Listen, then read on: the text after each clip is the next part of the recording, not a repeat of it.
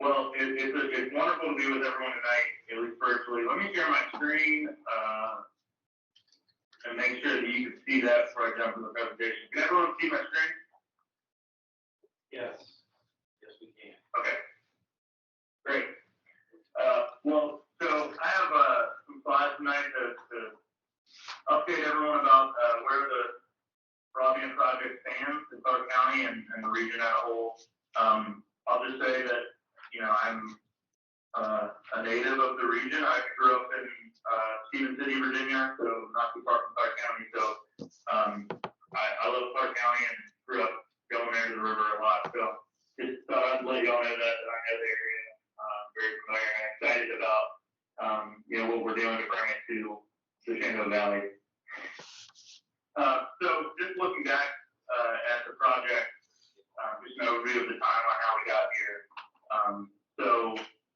I guess about a year and a half ago, the initiative was formed with the regional commission, 8 participating counties, Northern Broadband as the last mile broadband provider, and then 3 electric utilities. And I'll get into why they play such a critical role in this project as well.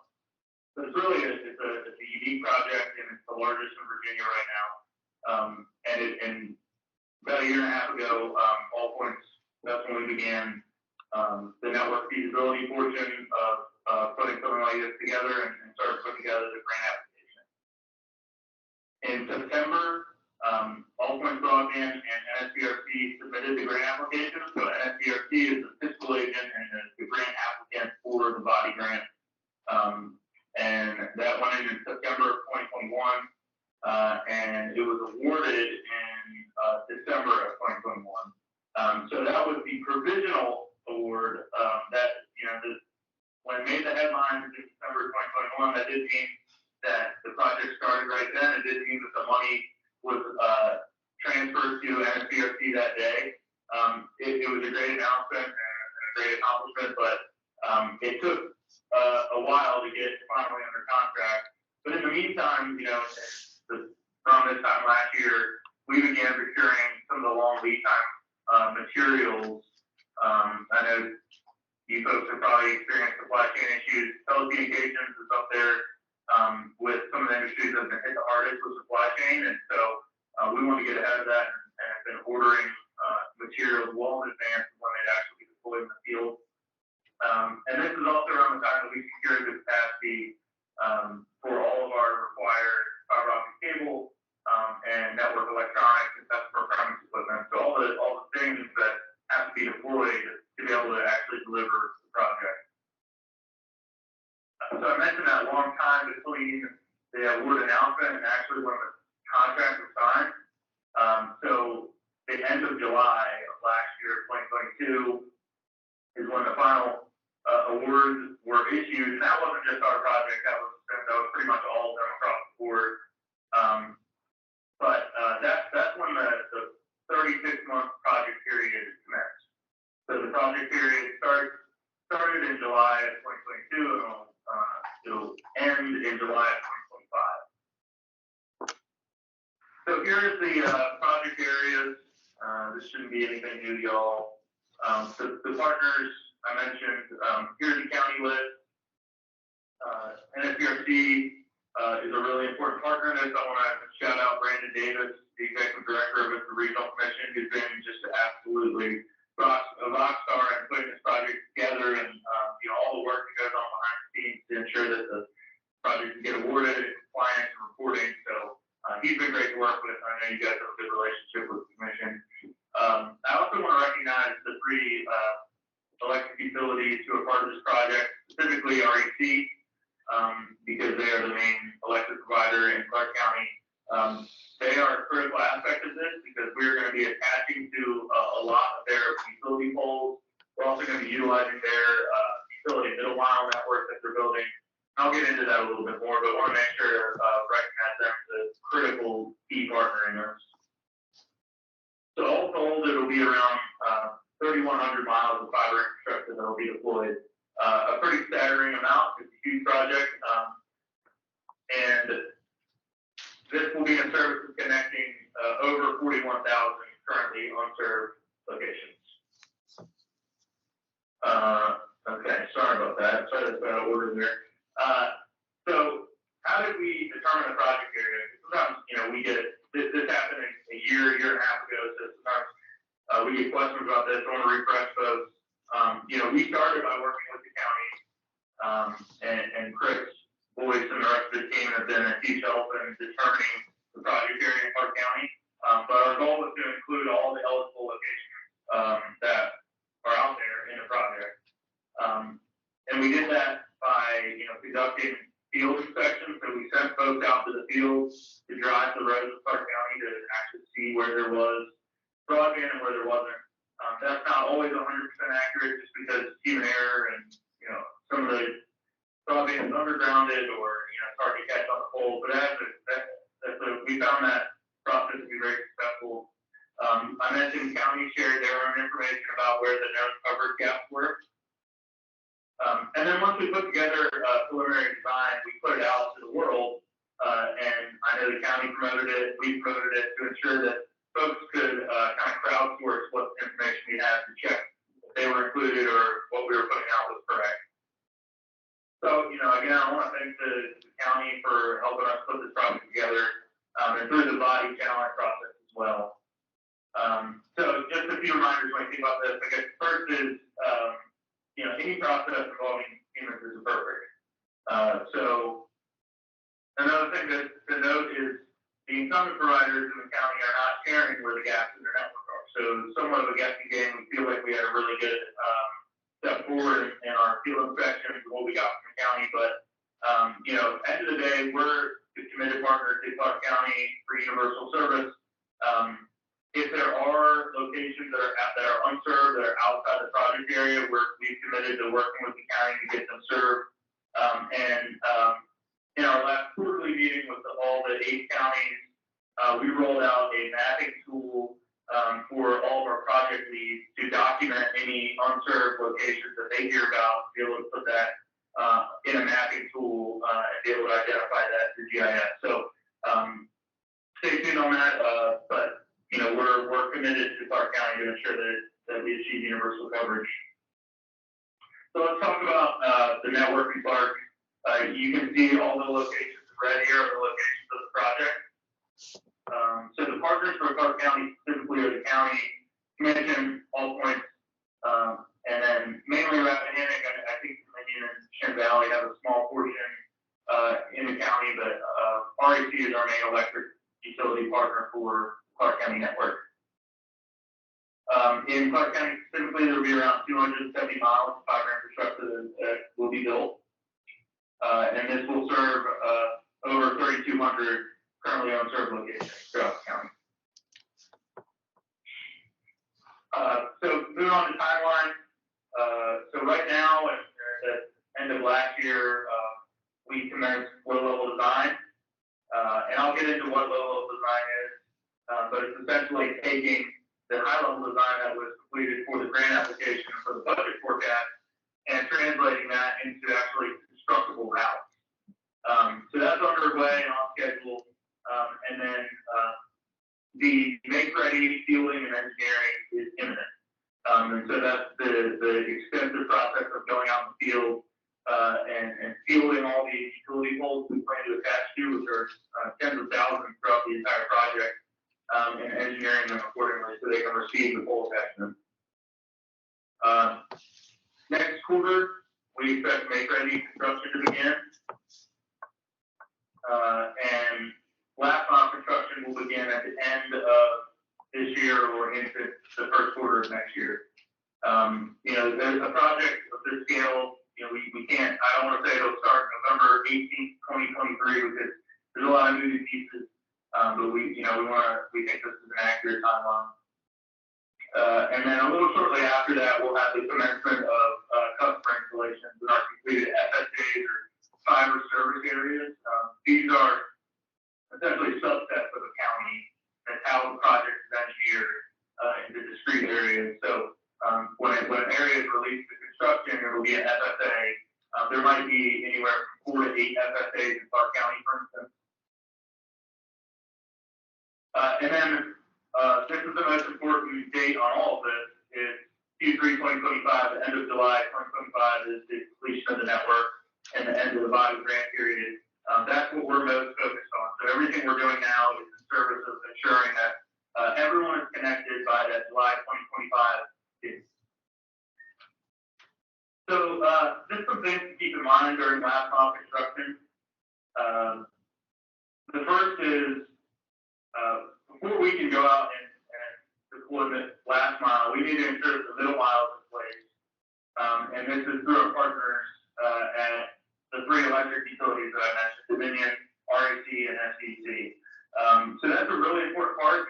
We're working very closely with all three electric utilities on this, and we feel comfortable about that being in place. But that's just something, we all points to learn to not control the deployment schedule of these things. So I think that's important to note. The second and probably the most important dependency for last mile deployment is the utility pole make ready process. So this is ensuring, I mentioned the fielding that needs to go into all the utility poles, but this is the process of ensuring that if there's work to be done on the poles to make them ready for the fiber attachment, that is done, and that can be anything from moving some existing attachers around, or moving electronic components or electric grid components on the poles around, so maybe the transformer needs to be moved, to all the way to replace the poles, which is more time consuming and costly thing, but it's just inevitable when you're attaching to thousands and thousands of electric poles. So this is a huge process that's underway right now. It's kind of happening in the background. And just to give you an idea of the scale of these projects, our project on the Northern Neck, we're building a regional project, 5 counties on the Northern Neck, Virginia right now. We're working with the electric co-op out there. Just to give you an idea of the make ready that needs to be done and the size of requests that are going to be coming.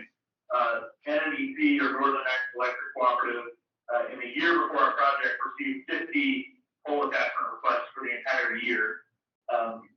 We have worked with them up to 1,000 pole attachment requests a month. So that just gives you an idea of how the scale of these projects, and that's what right now what we're working up. We're putting the processes in place to work up to that kind of cadence with RAC and the other two electric utilities.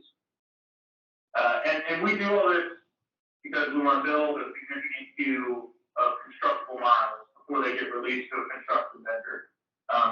So, when we bring a construction crew in the market, we want to ensure that they have a large amount of permitted, ready to be constructed work that will keep them fed and keep them busy. Because what we want to avoid, because there's so much broadband work happening all over Virginia and all over the country right now, there's huge demand on fiber construction labor. And what we want to avoid is bringing in a crew in the market and only having 2 weeks of work for them, and then they would leave and go to another state for 3 months. We can't get them back.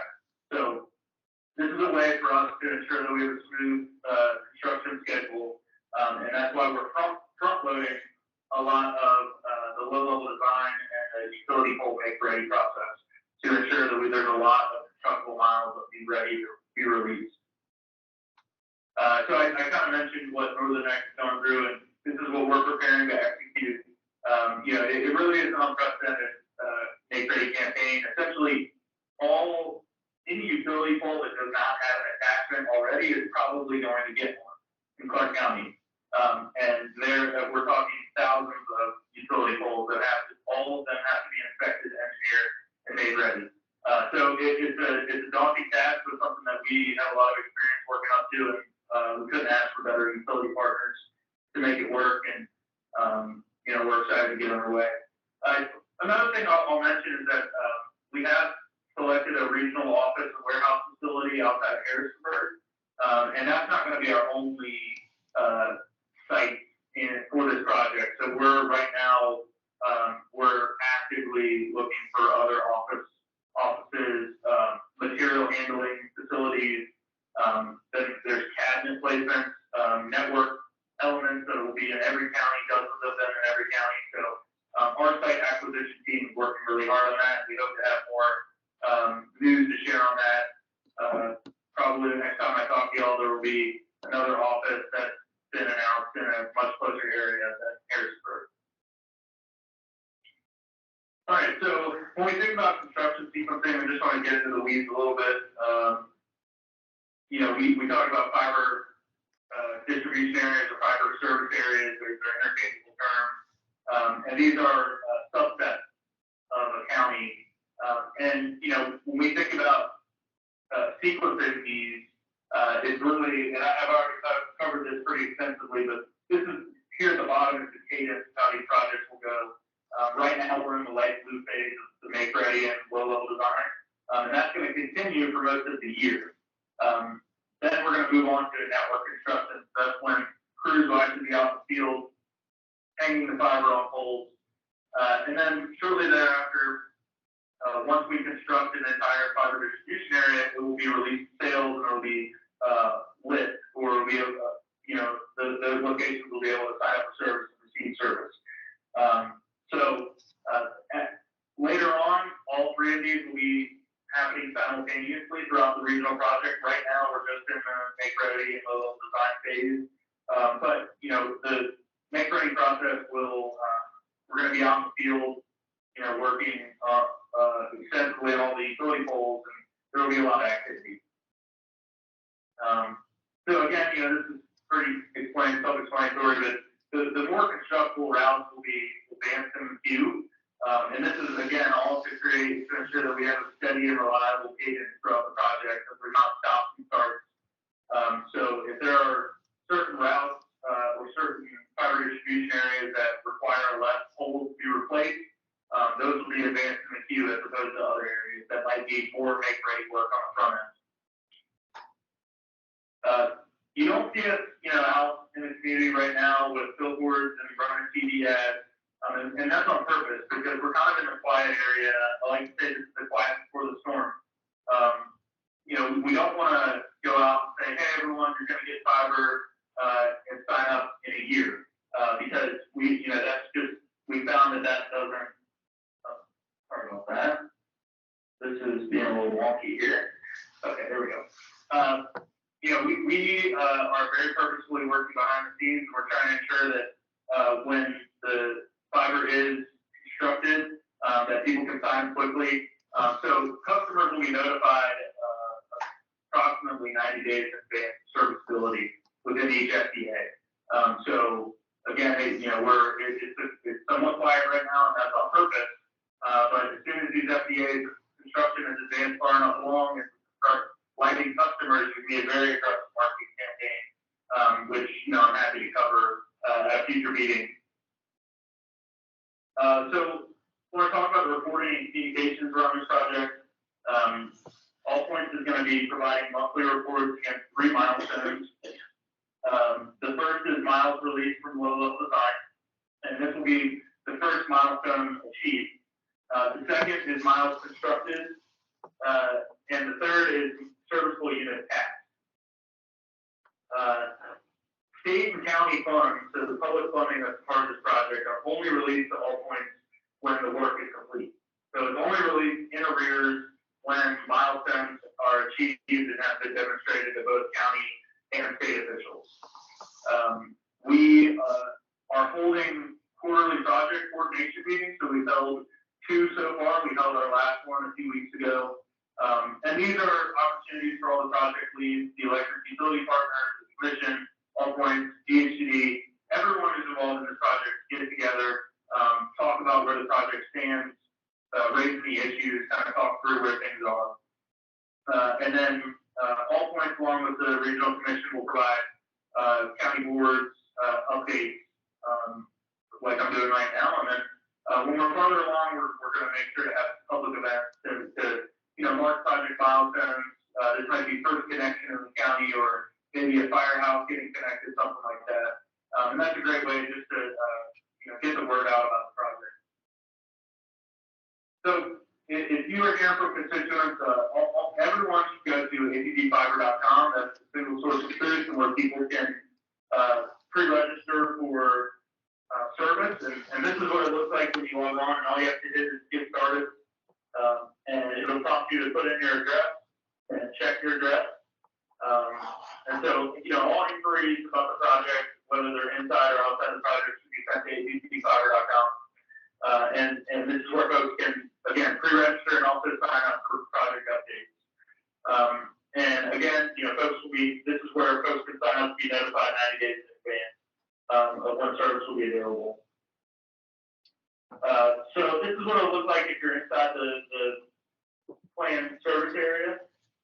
You'll get a little message that says want to receive updates, and it'll say that you're inside the planned service area. So, folks can, again, sign up for updates, and we'll email them. But I want to note that it's not required. I know a lot of the areas that we're building to, folks haven't had the internet. They might not be able to go on the website, and that's totally fine. You don't have to pre-register to be able to receive service or anything like that. And we're going to market folks, door hangers, yard signs, that on-the-ground marketing to ensure that everyone who's in the project knows they're in the project and knows that they can receive service. So we are also participating in the Affordable Connectivity Program. This is a federal subsidy program for low-income households who can receive a $30 a month discount on their internet service. And there's a lot of qualifiers. These are some of them. If someone in the household receives free or reduced lunch, SNAP, Medicaid, there's much more. So it's a really good program, and we promote it on all of our websites and all of our materials. We also help with eligibility screening service on our end, so we can help folks who want to sign up through the process. And people will be able to, as they're signing up, they'll be able to determine if they're eligible, and they can sign up, and then we'll put the discount on their service. So these are the service tiers and the corresponding pricing. And you can see there's undiscounted pricing, and there's the pricing with the ACP program. I'll also say that, this is undiscounted pricing. We will be running promotions throughout the life of the project, especially early on, to ensure, try and incentivize people to sign up. So some of these might fluctuate a little bit. The standard installation fee is $199 for the first 12 months, and this is regardless of length.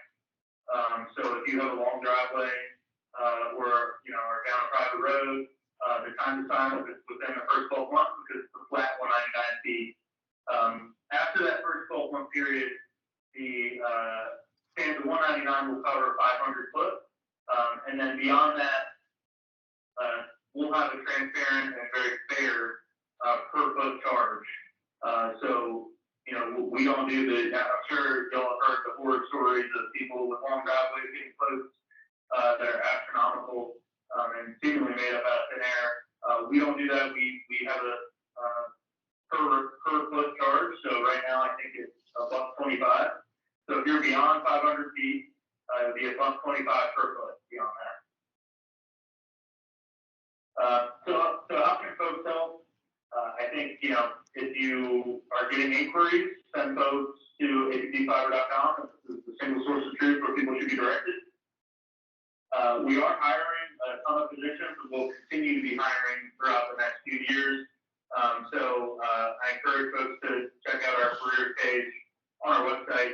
We're hiring a lot of different positions, from sales to fiber technicians, construction, engineering, customer service, everything and anything. So check that out. And then, I think the most important thing, especially for board members, are just to appreciate the scale of what's happening. There's a lot of pressures on broadband supply chain right now. There is an astronomical amount of work that's getting underway, will be underway for the next 5 years, 10 years, nationwide. So it's putting a lot of pressures on supply chain. Thankfully, we're a very big customer of our manufacturers. We already have big projects going on, so we've secured all the fiber and customer premise equipment necessary. But the electric supply chain factors into this. There's a lot of other unknowns around supply chain. So I just want to note that, bring that up for new folks. Another thing is labor availability.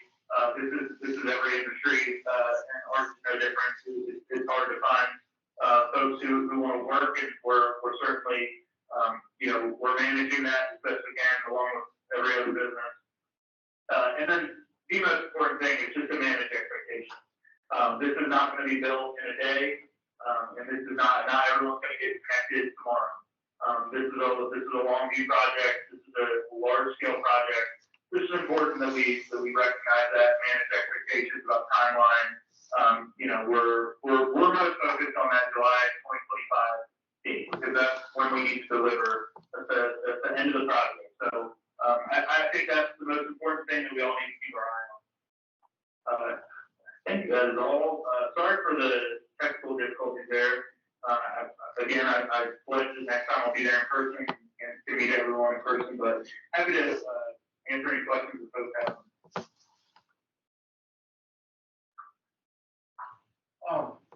Could you have something that we can give to our constituents that's sort of short, concise, and easy to forward to them? I've just looked up your website for about 3 seconds here, and something that sort of lays out times that will be expected to start and so on. Yeah, I'll get with Chris and we'll get some information to you that you can push on to your constituents. Happy to do that. People are getting interested in it, and I don't think anybody expects it to be built tomorrow. I think they're reasonable expectations, but they just sort of like to know. Sure. Okay, thank you. Yes, sir. I was curious what, I've had over the summer, a constituent thought that someone that went on her road had to do with broadband. It's too early, but how will people know? Are all your trucks labeled All Point? As you go through this long phase, what should residents be on the lookout for? Yeah, so there's going to be a lot of activity going on in Clarke County over the next 3 years and 2-ish years, and it's not all going to be All Point. So there's going to be a lot of activity around utilities and all their make ready. So that's probably what people are going to see first. Also the utilities are building or already have built their own middle mile network. And I know there are some portions, I think REC has the middle mile. I'm not sure where that is in the stage of their construction process. So that constituent could have seen that.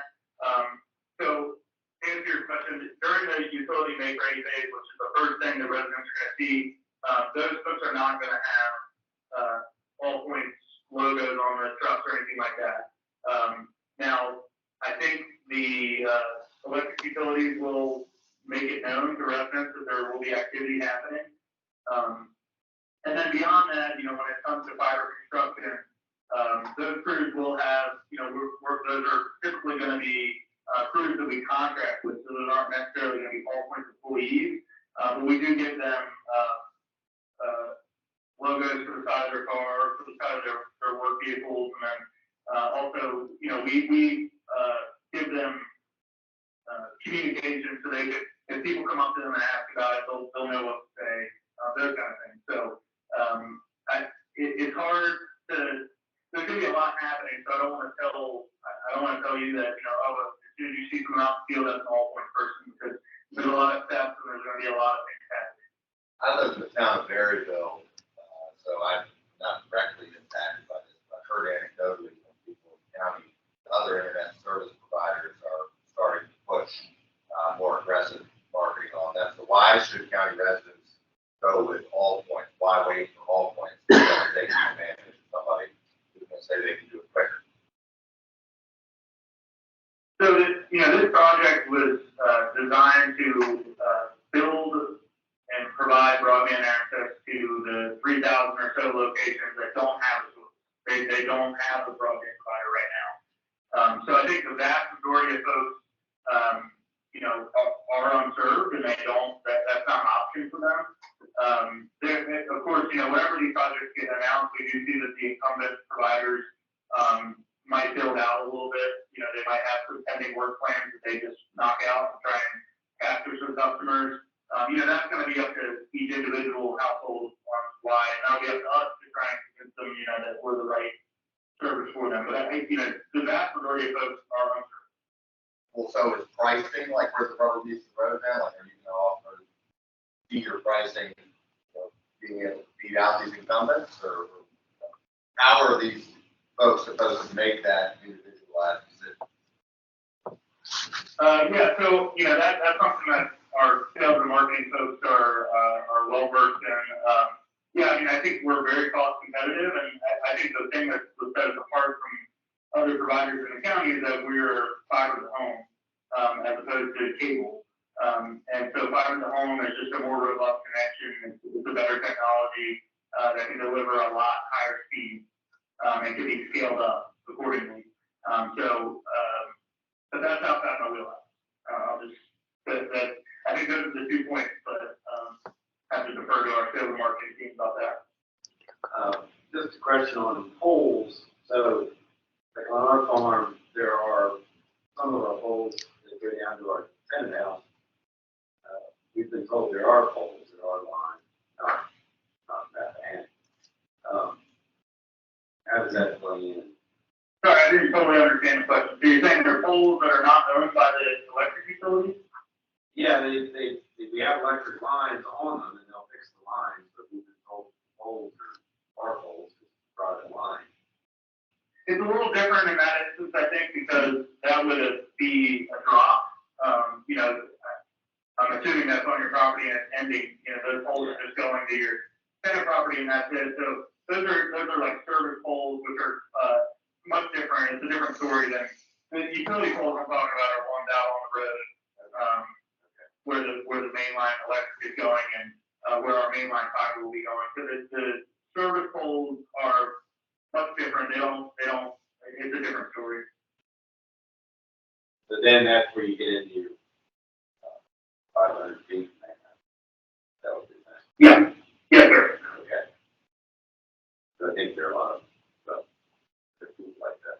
Sorry. So what is the definition of substantial completion in July of 25?